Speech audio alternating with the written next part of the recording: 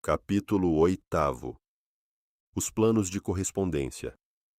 O que está em cima é como o que está embaixo, e o que está embaixo é como o que está em cima. O segundo grande princípio hermético explica a verdade que há uma harmonia, uma correlação e correspondência entre os diferentes planos de manifestação, vida e existência. Esta afirmação é uma verdade porque tudo o que está incluído no universo emana da mesma fonte, e as mesmas leis, princípios e característicos se aplicam a cada unidade, ou combinação de unidades de atividade, assim como cada uma manifesta seus fenômenos no seu próprio plano. Para um fim de conveniência do pensamento e do estudo, a filosofia hermética considera que o universo pode ser dividido em três grandes classes de fenômenos, conhecidas como os três grandes planos denominados. Primeiro, o grande plano físico. Segundo, o grande plano mental. 3. O grande plano espiritual. Estas divisões são mais ou menos artificiais e arbitrárias, porque a verdade é que todas as três divisões não são senão graus ascendentes da grande escada da vida, o ponto mais baixo, da qual é a matéria não diferenciada, e o ponto mais elevado, o espírito. E, aliás, os diversos planos penetram uns nos outros. Assim, esta não sólida e exata divisão pode ser colocada entre os mais elevados fenômenos do plano físico e o mais inferior do plano mental, ou entre os mais elevados do mental e os mais baixos do físico. Enfim, os três grandes planos podem ser considerados como três grandes grupos de graus de manifestação vital. Apesar do fim deste pequeno livro não nos permitir entrarmos em extensa discussão ou explicação do objeto destes diferentes planos, contudo, pensamos ser bom dar aqui uma descrição geral dos mesmos. A princípio, devemos considerar bem a pergunta tantas vezes feita pelo neófito, que deseja ser informado a respeito do significado da palavra plano, termo que tem sido muito usado e pouco explicado em muitas obras de ocultismo. A pergunta é geralmente expressa assim: é um plano, um lugar tendo dimensões, ou é simplesmente uma condição ou estiado? Respondemos: não, não é um lugar, nem uma dimensão ordinária do espaço. É ainda mais que um estado ou uma condição, e apesar disso, o estado ou a condição é um grau de dimensão, em escala sujeita à medida. Um tanto paradoxal, não é verdade? Porém, examinemos a matéria. Uma dimensão, vós o sabeis, é uma medição em linha reta, em relação à medida, etc. As dimensões ordinárias do espaço são comprimento, largura e altura, ou talvez comprimento, largura, altura, espessura ou circunferência. Há uma outra dimensão das coisas criadas, ou medida em linha reta, conhecida pelos ocultistas, como também por cientistas, apesar destes últimos não a chamarem com o termo dimensão. E esta nova dimensão, que futuramente será a mais investigada como quarta dimensão, é a marca usada na determinação dos graus ou planos. Esta quarta dimensão pode ser chamada a dimensão da vibração. E é um fato bem conhecido para a moderna ciência, como para os hermetistas, que estabeleceram a verdade no seu terceiro princípio hermético, que tudo se move, tudo vibra, nada está parado. Desde as manifestações mais elevadas até as mais baixas, todas as coisas vibram. Não somente elas vibram em diferentes coeficientes de movimento, mas também em diversas direções e de diferentes maneiras. Os graus de coeficiente das vibrações constituem os graus de medição na escala de vibrações, ou, em outras palavras, os graus da quarta dimensão. E estes graus formam o que os ocultistas chamam planos.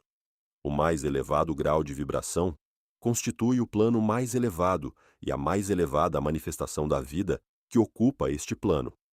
Assim, Apesar de um plano não ser um lugar, nem ainda um estado ou uma condição, ele possui as qualidades de ambos. Desejaríamos dizer mais sobre o assunto da escala das vibrações nas nossas próximas lições, em que consideraremos o princípio hermético de vibração.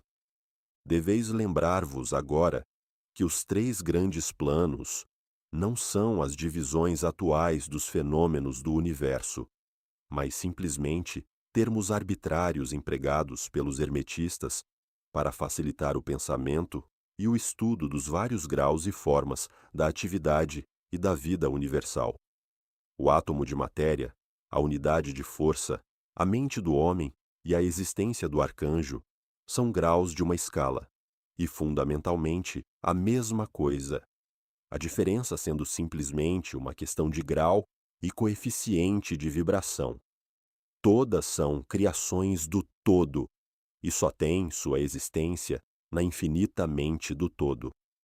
Os hermetistas subdividem cada um destes três grandes planos em 7 planos menores, e cada um destes são também subdivididos em 7 subplanos, todas as divisões sendo mais ou menos arbitrárias, penetrando umas nas outras, e adotadas somente para a conveniência do estudo científico e para a ideia.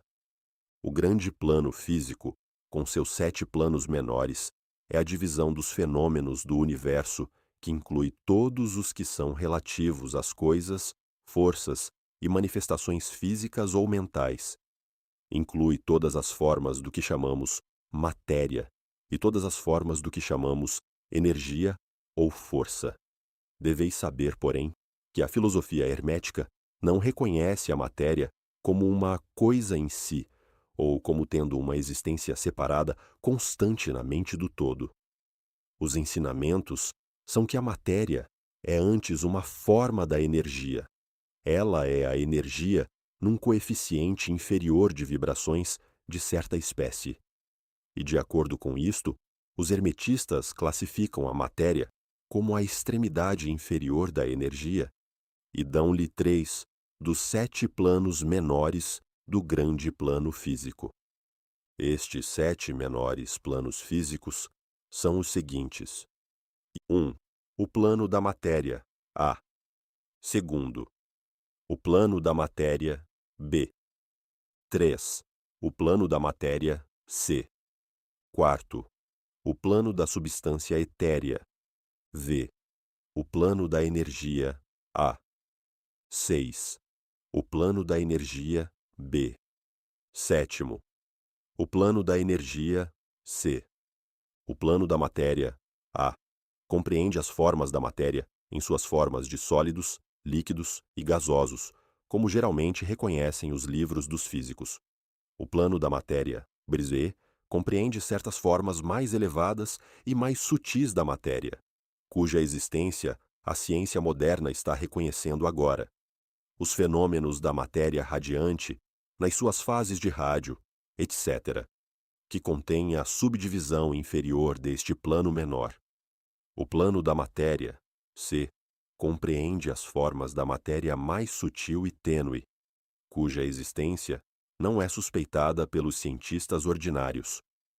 O plano da substância etérea compreende o que a ciência chama o éter, uma substância de extrema tenuidade e elasticidade que penetra todo o espaço do universo e age como mediador para a transmissão de ondas de energia, como a luz, o calor, a eletricidade, etc. Esta substância etérea forma um elo de relação entre a matéria, assim chamada, e a energia, e participa da natureza de ambas. Os preceitos herméticos, contudo, ensinam que este plano tem 7 subdivisões, como tem todos os planos menores, e que, com efeito, existem 7 éteres, em vez de um só. Imediatamente acima do plano da substância etérea está o plano da energia, A, que compreende as formas ordinárias da energia conhecida pela ciência, sendo, respectivamente, estes 7 subplanos: o calor, a luz, o magnetismo, a eletricidade e a atração, incluindo a gravitação, a coesão, a afinidade química, etc., e várias outras formas de energia indicada pelas experiências científicas, mas ainda não classificadas. O plano da energia, B, compreende 7 subplanos de formas elevadas da energia ainda não descoberta pela ciência, mas que têm sido apelidadas as forças mais sutis da natureza e que são consideradas em ação nas manifestações de certas formas de fenômenos mentais e pelas quais tais fenômenos são possíveis.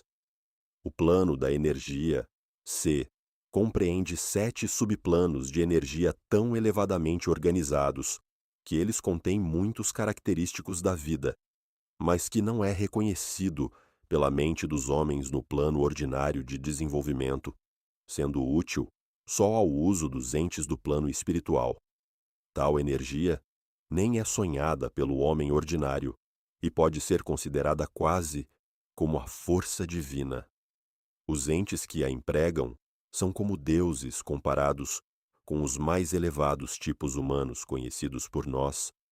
O grande plano mental compreende as formas de pensamentos viventes conhecidas por nós na vida ordinária, bem como certas outras formas só bem conhecidas dos ocultistas. A classificação dos 7 menores. Planos mentais é mais ou menos satisfatória e arbitrária, se não for acompanhada por esmeradas explicações que estão fora do fim desta obra particular. Contudo, vamos mencioná-los. Eles são os seguintes: L, o plano da mente mineral, LI, o plano da mente elemental, A. 3. O plano da mente vegetal. Quarto, o plano da mente elemental, B. V. O plano da mente animal. 6. O plano da mente elemental, C. Viu. O plano da mente humana. O plano da mente mineral compreende os estados ou as condições das unidades, entidades ou grupos e combinações das mesmas, que animam as formas conhecidas por nós como minerais, químicas, etc. Estas entidades não podem ser confundidas com as moléculas, os átomos e os corpúsculos, que são simplesmente os corpos ou as formas materiais destas entidades, assim como o corpo de um homem é a sua forma material e não ele mesmo. Estas entidades podem ser chamadas espíritos em certo sentido, e seres viventes de um grau inferior de desenvolvimento, vida e mente, exatamente pouco maior que as unidades da energia vivente que compreendem as mais elevadas subdivisões do mais elevado plano físico. A mente média não quer geralmente atribuir a possessão da mente, espírito ou vida ao reino mineral, mas todos os ocultistas reconhecem a existência dela, e a ciência moderna move-se rapidamente para o ponto de vista do hermetismo a respeito deste assunto. As moléculas, os átomos C, os S-corpúsculos, têm seus amores e ódios, suas semelhanças e dessemelhanças, atrações e repulsões, afinidades e não afinidades, etc. E muitas das mais intrépidas mentes de ciência moderna expressaram a opinião que o desejo e a vontade, as emoções e sentimentos dos átomos simplesmente diferem em grau dos que os homens têm. Não temos espaço para argumentar sobre este assunto. Todos os ocultistas conhecem isto, e outros se referiram às diversas obras científicas mais recentes para corroboração exterior. Estas são as 7 subdivisões usuais deste plano. O plano da mente elemental, A, compreende o estado, ou a condição, e grau de desenvolvimento mental e vital de uma classe de entidade desconhecidas ao homem médio, mas reconhecidas pelos ocultistas. Elas são invisíveis aos sentidos ordinários do homem, mas, não obstante, existem e têm a sua parte do drama do universo. O seu grau de inteligência está entre o das entidades minerais e químicas, de um lado, e das entidades do reino vegetal do outro. Também neste plano, há 7 subdivisões. O plano da mente vegetal em suas 7 subdivisões, compreende os estados ou as condições das entidades contidas nos reinos do mundo vegetal, os fenômenos vitais e mentais que as pessoas de inteligência média justamente bem compreendem, tendo sido publicadas na última década muitas obras novas e interessantes sobre a mente e a vida nas plantas. As plantas têm vida, mente e espírito, tão bem como os animais, o homem e o super-homem. O plano da mente elemental, B, nas suas 7 subdivisões, compreende os estados e as condições de uma forma mais elevada das entidades elementais ou invisíveis, tendo a sua parte na obra geral do universo, cuja mente e vida formam uma parte da escada entre o plano da mente vegetal e o plano da mente animal, as entidades participando da natureza de ambos. O plano da mente animal, nas suas 7 subdivisões, compreende os estados e as condições de entidades, entes ou espíritos que animam as formas animais da vida, familiares a nós todos. Não é necessário entrar em detalhes a respeito deste reino ou plano de vida, porque o mundo animal nos é tão familiar como o nosso próprio. O plano da mente elemental, C, nas suas 7 subdivisões, compreende as entidades ou entes invisíveis, como são todas as formas elementais, que participam da natureza da vida animal e da humana, em certo grau e certas combinações. As formas mais elevadas são meio-humanas em inteligência. O plano da mente humana, nas suas 7 subdivisões, compreende as manifestações da vida e da mentalidade que são comuns ao homem, nos seus vários graus e divisões. Nesta relação, sabemos que o homem médio atual ocupa a 4ª subdivisão do plano da mente humana, e somente o mais inteligente cruzou as fronteiras da 5ª subdivisão.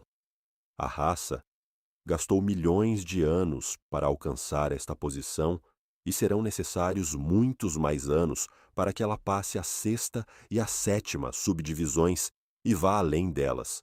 Mas lembrai-vos que existiram raças antes de nós que passaram por esses degraus e nos planos mais elevados. A nossa própria raça é a 5ª, com restos da 4ª, que pôs os pés no caminho. Contudo, há alguns espíritos avançados da nossa própria raça que ultrapassaram as massas e que passaram a 6ª e a 7ª subdivisões, e muito poucos entes estão acima deles. O homem da 6ª subdivisão será o super-homem, e o da 7ª, o homem de cima. Na nossa consideração dos 7 planos mentais menores, nós nos referimos aos 3 planos elementais, em sentido geral. Não queremos entrar em detalhes sobre este assunto, porque esta obra limita-se a tratar da filosofia e dos preceitos em geral. Mas podemos dizer-vos mais, com o fim de dar-vos uma pequena ideia mais clara das relações destes planos aos mais familiaridades deles. Os planos elementais têm a mesma relação com os planos do mentalidade e da vida mineral, vegetal, animal e hominal, como as claves pretas do piano têm para com as claves brancas. As claves brancas são suficientes para produzir a música, mas há certas escalas, melodias e harmonias em que as claves pretas têm a sua parte e em que a sua presença é necessária. São necessários também como elos de união da condição do espírito. São entidades-estados, entre os outros diversos planos, certas formas de desenvolvimento podendo ser atingidas nele. Este último resultado, dando ao leitor, que pode ter entre as linhas, uma nova luz sobre o processo de evolução e uma nova chave da porta secreta dos lábios da vida entre um reino e o outro. Os grandes reinos dos elementais são muito reconhecidos por todos os ocultistas, e os escritos esotéricos estão cheios de menção deles. Os leitores de Zanoni, de Bulwer-Lytton e outras obras semelhantes poderão reconhecer as entidades que habitam estes planos de vida. Passando do grande plano mental, ao grande plano espiritual, que poderemos dizer? Como poderemos explicar estes estados mais elevados do ente, da vida e da mente, as mentes ainda inábeis para compreender e entender as mais elevadas subdivisões do plano da mente hominal? A tarefa é impossível. Poderemos falar só nos termos mais gerais. Como pode a luz ser descrita a um homem nascido cego? Como explicar o açúcar a um homem que nunca comeu coisa doce, ou a harmonia a um que nasceu surdo? Tudo o que podemos dizer é que os 7 planos menores do grande plano espiritual, cada plano menor tendo suas 7 subdivisões, compreende os entes que possuem a vida, a mente e a forma acima da do homem atual, como a deste último é acima do verme terrestre, do mineral, ou ainda de certas formas da energia ou matéria. A vida destes entes é tão transcendental para nós que ainda não podemos pensar nos detalhes dos mesmos. As suas mentes são tão transcendentes que para eles nos parecemos pensar um pouquinho, e os nossos processos mentais lhes parecem simplesmente como um processo material. A matéria de que as suas formas são compostas são dos planos mais elevados da matéria. Contudo, muitos disseram que eles estão presos na pura energia. Que se poderá dizer de tais entes? Nos 7 planos menores do grande plano espiritual, existem entes que poderemos chamar anjos, arcanjos, semideuses. No plano menor mais baixo, vivem estas grandes almas que chamamos mestres e adeptos. Acima deles, fica a grande hierarquia das hostes angélicas, inconcebíveis ao homem. E acima destas, ficam os que podem ser chamados sem irreverência. Os deuses, tão elevados na escada da existência, estão eles, pois que a sua existência, inteligência e poder são semelhantes aos atribuídos pelas raças de homens às suas concepções da divindade. Estes entes estão ainda além dos mais elevados voos da imaginação humana, e o epíteto divino é o único que lhes é aplicável. Muitos destes entes, como também as hostes angélicas, tomam muito interesse nos negócios do universo e têm uma parte importante neles. Estas invisíveis divindades e anjos protetores estendem a sua influência livre e poderosamente no processo da evolução e do progresso cósmico. A sua ocasional intervenção e assistência nos negócios humanos criou as muitas lendas, crenças, religiões e tradições da raça passada e presente. Eles muitas vezes impuseram ao mundo os seus conhecimentos e poderes conforme a lei do todo. Mas ainda mesmo os mais elevados destes entes adiantados existem simplesmente como criações da mente do todo, e são sujeitos aos processos cósmicos e às leis universais. Eles são ainda mortais.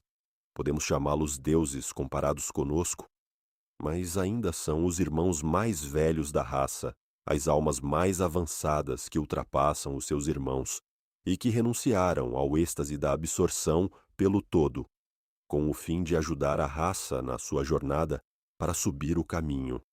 Mas eles pertencem ao universo e estão sujeitos às suas condições, são mortais, e o seu plano está abaixo do plano do espírito absoluto.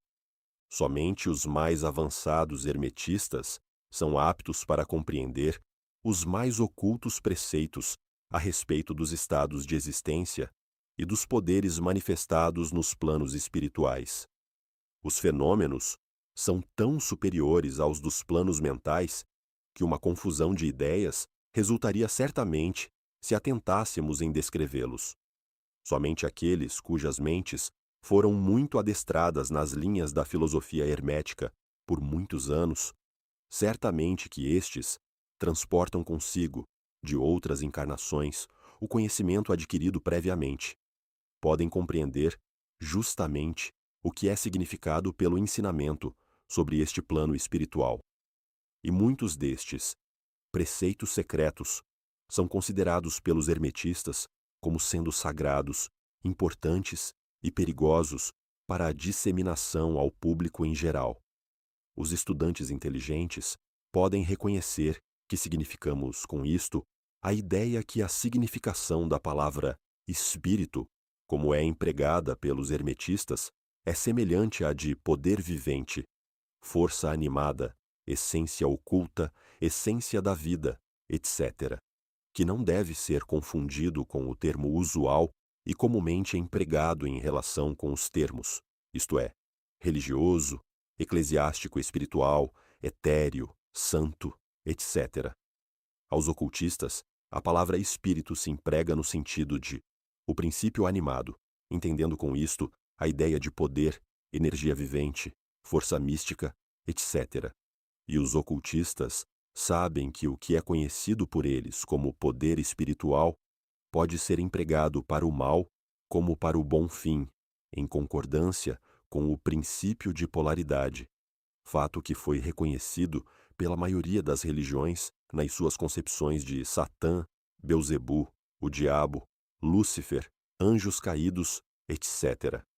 E assim, os conhecimentos a respeito destes planos foram conservados no Santo dos Santos, na câmara secreta do templo de todas as fraternidades esotéricas e ordens ocultas.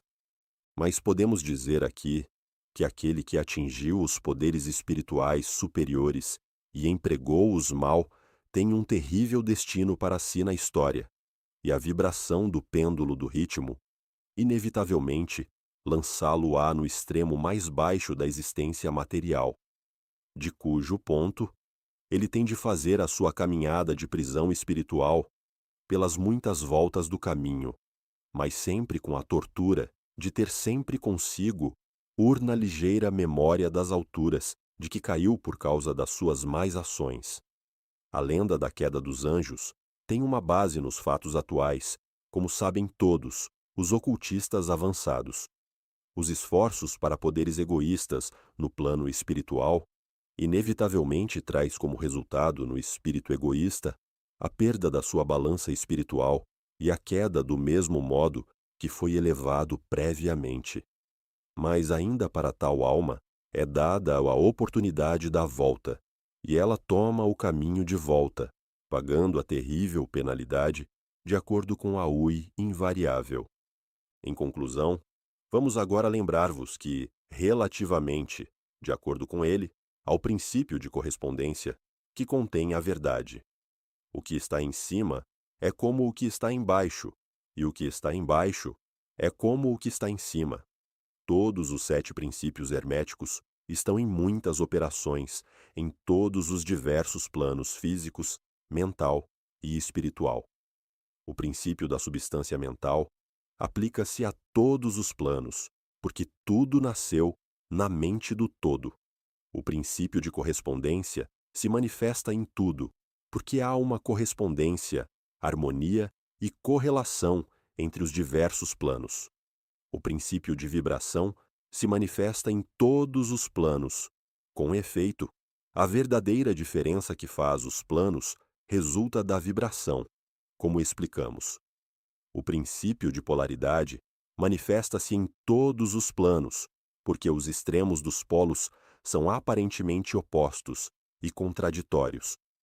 O princípio de ritmo manifesta-se em todos os planos, o movimento dos fenômenos tendo o seu fluxo e refluxo, a sua alta e baixa. O princípio de causa e efeito se manifesta em todos os planos, cada efeito tendo a sua causa e cada causa tendo o seu efeito.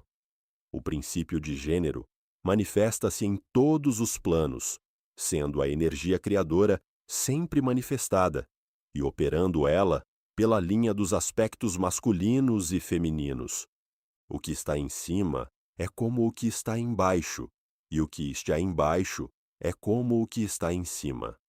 Este axioma hermético de centenas de anos compreende um dos grandes princípios dos fenômenos universais.